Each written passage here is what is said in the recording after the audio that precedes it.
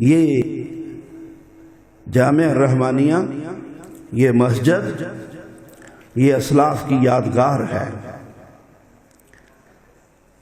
علاقہ بھر کے لوگوں، اگر آپ اپنے ان بزرگوں سے پوچھو جو بوڑھے بوڑھے آپ کی مسجدوں میں آتے ہیں کہ اس گاؤں میں مولانا اسحاق کوٹ کپوری کون تھا، مولانا محمد حسین اسحاروی کون تھا، آپ اگر پوچھو حافظ عبد الرحمن کون تھا، آپ اپنے ان بزرگوں سے پوچھو، ان لوگوں سے پوچھو تو وہ آپ کو بتائیں گے۔ صحیفہ اہل حدیث جماعت غربہ کا اٹھاؤ، اس کے اوپر تیسرا نام مولانا اسحاق کوٹ کپوری کا آج بھی چل رہا ہے۔ وہ ہمارے دڑبی کے تھے، ہمارے سرسے اور حصار کے تھے۔ کوٹ کپورے میں علم دین کے لیے بیٹھے تو ساری زندگی وہیں پہ صرف کر دی اور ہجرت کر کے اس گاؤں میں آئے۔ اس لیے یہ اسلاف کی یادگار ہے۔ اور پھر ان بزرگوں کے پاس آنے والے اکابر علماء، حضرت مولانا محمد صدیق سرگودوی ہفتہ ہفتہ اسی مسجد میں گزارتے تھے، اپنی کلاس بھی ساتھ لے کے آتے تھے۔ اور حافظ عبد القادر روپڑی رحمت اللہ علیہ، محدث عبداللہ روپڑی رحمت اللہ علیہ، جماعت غربہ اہل حدیث کے سارے جتنے بھی بڑے علماء، امام عبد الستار، امام عبد الرحمن، وہ سب اکابر علماء اس گاؤں میں نہ صرف آ کے چکر لگاتے رہے ہیں، وہ یہاں کئی کئی راتیں گزارتے رہے ہیں۔ اللہ تعالیٰ نے ان بزرگوں کی دعائیں قبول کی ہیں، اور ان بزرگوں کی دعاؤں سے اس جو لوگ یہ کام کر رہے ہیں، ان کے آباء کی دعائیں اللہ نے قبول کی ہیں کہ ان کی نسلوں کو اللہ تعالیٰ نے پھر سے اپنے دین کی خدمت کے لیے قبول کر لیا۔ اللہ تعالیٰ اس ادارے کو قیامت تک کے لیے چلتا رکھے۔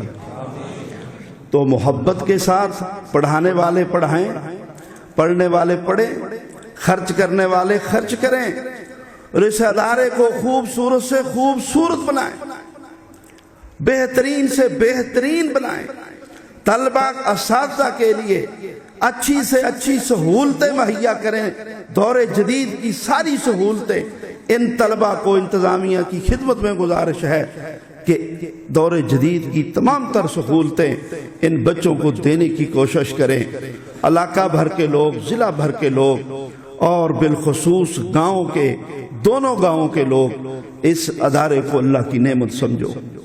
خیرکم من تعلم القرآن وعلمہ، تم میں بہترین وہ ہیں جو قرآن کو پڑھتے اور قرآن کو پڑھاتے ہیں۔ اور میں اس کے ساتھ ساتھ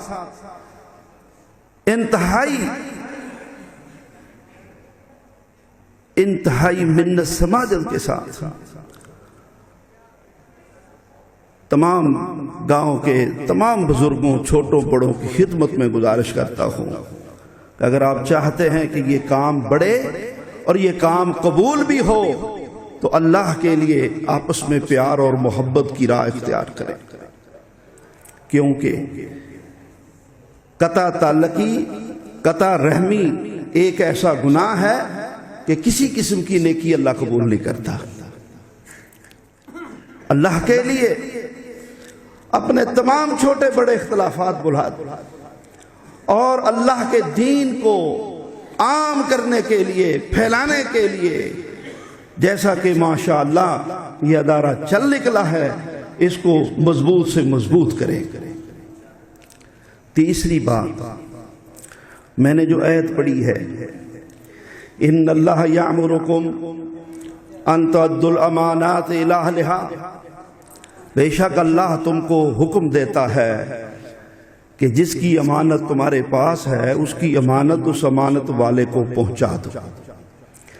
جس کا حق تم انسان سمجھتا ہے کہ میرے اوپر فلاں کا حق ہے، وہ گویا کہ امانت، اور اپنے سر سے اپنی زندگی میں بوجھ اتارو۔ اگر کسی کی وراثت آپ نے ناجائز طریقے سے کسی بہن کی، کسی بھائی کی پھپھی کی، خالہ کی لا علمی میں ہڑپ کر لی ہے، دبا لی ہے، خدا کے لیے واپس کر دو۔ کاروبار میں غلطی کی ہے، واپس کر دو۔